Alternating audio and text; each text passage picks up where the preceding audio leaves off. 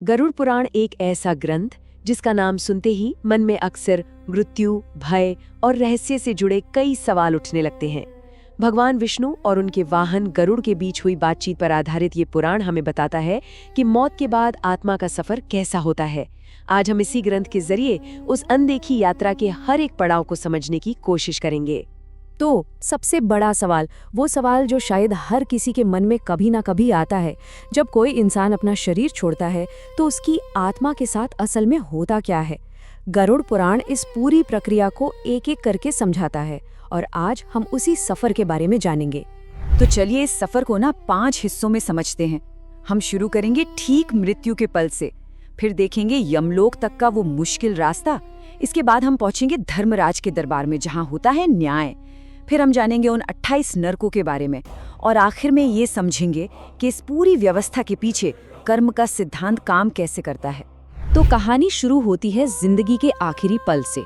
गरुड़ पुराण के हिसाब से ये कोई शांत विदाई नहीं है, बल्कि एक बहुत ही कह सकते हैं नाटकीय घटना है, खासकर उन लोगों के लिए जिन्होंने पाप कर्म किए हैं। ये वो पल है जब दुनिया का पर्दा गिरता है और परलोक की सच्चाई सामने आती है। जैसे ही मृत्यु का सही समय आता है, यम के 2 दूत प्रकट होते हैं। उनका रूप बड़ा भयानक बताया गया है। काला रंग, टेढ़े मेढ़े मुंह, गुस्से से लाल आंखें और हाथों में गदा और पाश यानी रस्सी। वो आत्मा को उसके शरीर से जबरदस्ती बाहर निकालने के लिए आते हैं।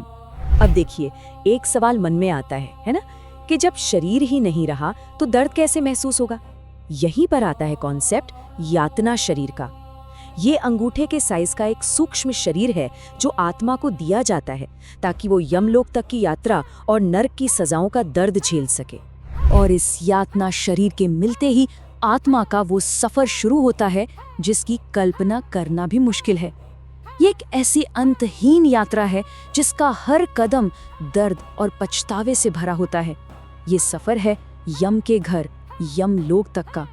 इस यात्रा की दूरी लगभग 86,000 योजन बताई गई है। अब आज के हिसाब से ये कितना है कहना मुश्किल है, पर इतना समझिए कि ये एक बहुत बहुत लंबा सफर है जिसे आत्मा को अकेले ही पैदल तय करना पड़ता है। और ये रास्ता किसी तीर्थ यात्रा जैसा शांत नहीं, बल्कि मुश्किलों से भरा है। इस रास्ते पर पापी आत्मा को एक पल का भी चैन नहीं मिलता। उसे गर्म रेत पर घसीटा जाता है और जब वो थककर रुकती है ना, तो यमदूत उसे कोड़ों से मारते हैं। उसे भयानक भूख और प्यास सताती है, लेकिन दूर दूर तक राहत का कोई नामो निशान नहीं होता। और इस दर्दनाक रास्ते में 16 शहर भी आते हैं जो उसकी तकलीफ को और बढ़ा देते हैं। यमलोक की सरहद पर आती है वैतरणी नदी, जिसे पार करना ही होता है। ये कोई आम नदी नहीं है। सोचिए, पानी की जगह इसमें खून, मवाद, मलमूत्र और हर तरह की गंदगी भरी हुई है। कहते हैं कि जिन्होंने दुनिया में अपने कर्तव्य पूरे नहीं किए, उन्हें इसी नदी में फेंक दिया जाता है। इतनी मुश्किल यात्रा के बाद आखिरकार आत्मा पहुंचती है उस जगह जहां हर कर्म का हिसाब होना है, धर्मराज यानी यमराज के दरबार में। ये वो जगह है जहां से वापसी का कोई रास्ता नहीं होता। और ये कोई आम अदालत नहीं है। यहाँ न्याय की एक ऐसी पक्की व्यवस्था है जहाँ चूक की कोई गुंजाइश ही नहीं है। खुद धर्मराज यम न्यायाधीश हैं। उनके मंत्री चित्रगुप्त के पास हर जीव के हर एक अच्छे बुरे कर्म का पूरा रिकॉर्ड होता है। श्रवण नाम के गुप्तचर भी होते हैं जो हर काम पर नजर रखते हैं। यहाँ तक कि सूरज, चांद और प्रकृति के 5 तत्व भी हमारे कर्मों के गवाह होते हैं, यानी कि कुछ भी छिपाना नामुमकिन है। यमराज के फैसले से ठीक पहले चित्रगुप्त पापियों को उनके कर्मों का आईना दिखाते हैं। वो कहते हैं, अरे मूर्खों, तुमने ये दुख देने वाले पाप किए ही क्यों? ये वो पल होता है जब आत्मा को अपने हर बुरे कर्म का सामना करना पड़ता है और वहाँ कोई बहाना नहीं चलता। और अब हम पहुँचते हैं इस विश्लेषण के उस हिस्से में जो सबसे ज्यादा डरावना लेकिन सबसे ज्यादा शिक्षा देने वाला भी है। 28 नरकों का विधान। ये कोई मनमानी सजा नहीं है, बल्कि एक पूरा सिस्टम है जहां हर पाप के लिए एक खास तरह की सजा तय है। तो चलिए कुछ आम पापों और उनकी सजाओं पर एक नजर डालते हैं। शुरू करते हैं उन पापों से जो पैसे, चोरी और लालच से जुड़े हैं। ऐसे पाप जिनके लिए गरुड़ पुराण में बहुत खास सजाओं का जिक्र है। यहाँ देखने वाली बात यह है कि सजा सीधे सीधे पाप से जुड़ी है। जैसे दूसरों का धन लूटने वाले को तामिस्र नरक में पीटा जाता है।